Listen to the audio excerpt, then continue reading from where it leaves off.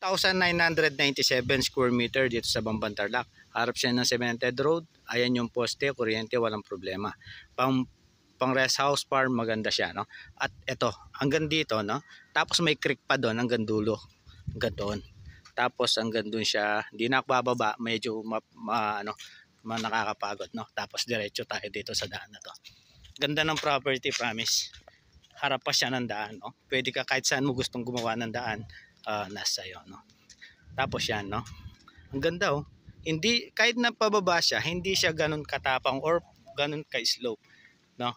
Kung titignan mo, ayan. Tapos kung nandito ka, tanaw mo yung bundok. Ang ganda, ganda ng property, oh, no? Tapos dito, ginawa lang tong daan na to, no? Parang shortcut, kaya tahimik. Walang ingay-ingay. Ang ganda ng property, promise. Yan, oh. Ito, hanggang dito. Yan. O, hanggang dun. 2,000 square meter, no? Bali 1,997 square meters siya, no? Yan. Harap siya ng daan. By the way, ako nga pala si Sherwin Katanghal, no? Maglalagay ako ng contact number dito sa taas. Yan. Kita niyo naman, ganda ng property. May creek siya doon.